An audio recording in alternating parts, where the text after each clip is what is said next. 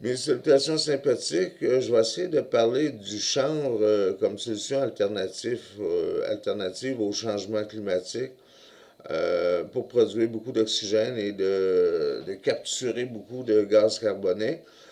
Comme vous savez, c'est une solution qui a été déjà prônée par plusieurs spécialistes. Et moi, je prétends que nous pourrions envisager de l'exécuter, d'en planter davantage, non seulement pour le climat de la planète, mais pour une notion économique aussi, ce qui va garantir un meilleur succès pour la plantation du chanvre à l'échelle globale. Euh, D'abord, j'ai déjà tombé sur de quoi où ce que le gouvernement voulait contrôler les graines de chanvre. Je me rappelle plus exactement comment que c'était dit puis comment que c'était. Sauf qu'il faut avoir à l'esprit qu'il y a du monde qui vont vouloir contrôler les semences et faire de l'argent sur le dos des agriculteurs. Donc, ce qui est important, c'est d'avoir des semences, avoir des graines pour les semer qui soient non OGM, parce qu'ils vont essayer de nous fourguer leur OGM encore pour faire de l'argent puis contrôler toute la patente de je sais pas quelle façon qu'ils ont de penser. Bon, on partira pas là-dessus. Euh, les graines de chanvre, je conseillerais des graines de plantes sauvages où il n'y a pas beaucoup de THT, parce que si le gouvernement veut nous fourguer leur camelote, on ne pourra pas dire qu'on a nos graines de chanvre avec TH parce que en cours, ils pourraient confisquer les graines étant donné la nature qui peut produire du TH, du THC. C'est la substance qui fait buzzer le monde, ceux qui en consomment, qui en fument ou qui en mangent, peu importe. Moi, je vous conseille d'avoir le plus de graines de chanvre possible, mais je me dis, pallier l'éventualité là. Ce que je sais pas, par contre, c'est au niveau de la production d'oxygène et de l'emmagasinement du gaz carbonique, quelle plante de chanvre est la meilleure? Évidemment, il faudrait y aller avec la meilleure idéalement. Et la production, moi, ce que je prétends aussi, c'est en le commercialisant par les pellets de chanvre, les granulés de chanvre. Vous allez me dire, c'est pas grand-chose des granulés de chanvre. Si les gens qui consomment le bois pour faire brûler, ou les granulés de bois aussi, remplacent ça par les granulés de chanvre, ce serait déjà un bassin de gens. Euh, c'est déjà amorcé. Sauf que ce qu'il faut comprendre, si on veut implanter du chanvre à vitesse grand V sur la planète, à la grandeur de la planète, ça va nous prendre des ajustements de marketing et de vente pour essayer que ce soit rapide, étant donné que le réchauffement climatique, c'est quelque chose qui est assez rapide en ce moment et que nos forêts brûlent pendant ce temps-là. Donc, je prétends, moi, que si on plante assez de chanvre sur la planète, on pourrait faire diminuer les feux de forêt. Je prétends cela. Euh, Ce que je voulais dire aussi, c'est que, donc, en premier lieu, il faut essayer de le produire en masse, le chanvre, pour qu'il soit moins coûteux au niveau des granulés de chanvre. Euh, je vous attire mon attention spécialement sur les granulés. Vous allez me dire, il y a d'autres choses qu'on peut faire avec le chanvre, je suis bien d'accord, mais commercialement, à l'heure actuelle, je pense que c'est la meilleure formule, c'est les granulés, les pellets de chanvre. Euh, les individus qui brûlent des bûches de bois, ben, on leur conseille de prendre des granulés de chanvre. Et je vous invite même à donner en cadeau à des gens que vous savez qui brûlent des bûches de bois, de donner du chanvre à brûler, des granulés de chanvre. Et il y a même des bacs, des espèces de buckets en métal qu'on peut mettre dans n'importe quel foyer ou pas la combustion lente, de n'importe quel type, puis on peut le remplir de granulés de chanvre, puis le faire brûler de façon tout à fait normale. Ça remplace très bien le bois.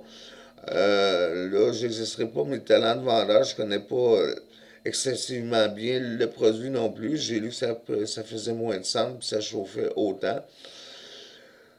Donc, si on arrive à produire, ça pourrait même être un projet de société. Je suis très emballé par ça. Puis je me dis, il faut combattre le réchauffement climatique absolument, même si on a Trump qui fasse tout ça de nos têtes, où les gens se disent de la merde.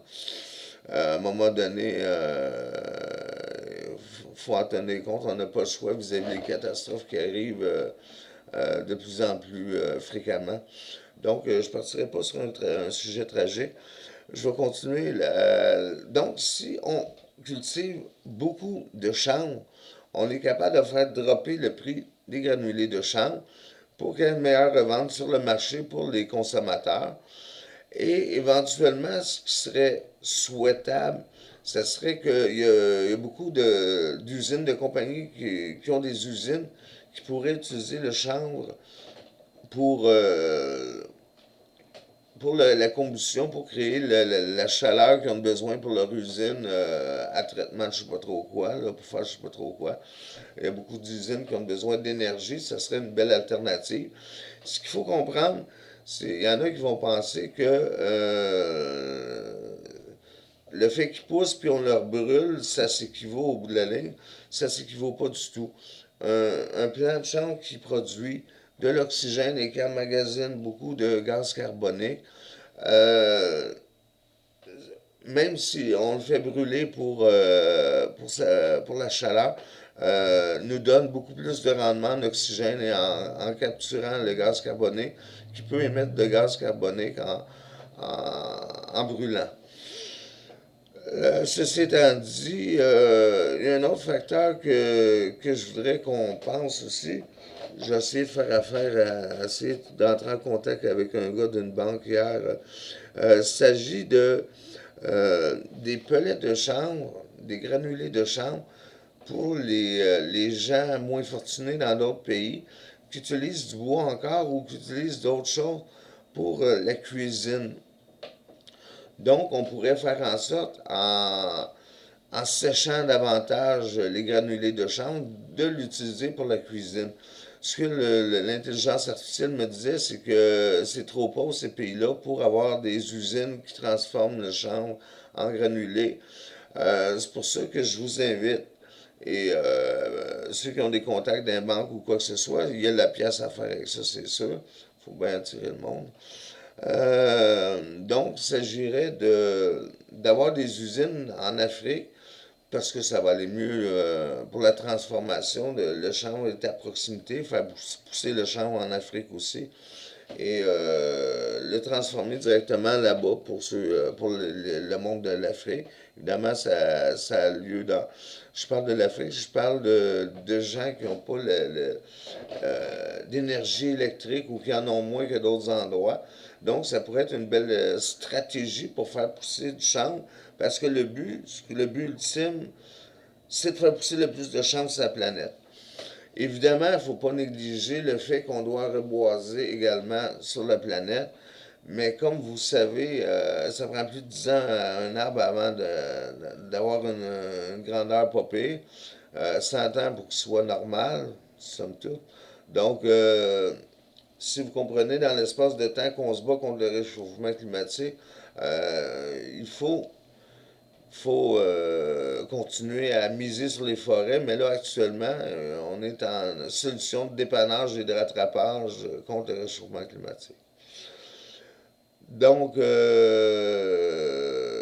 que je vous invite à faire de votre côté, parce que je suis pas j'ai pas suivi de cours de marketing comme tel, très peu.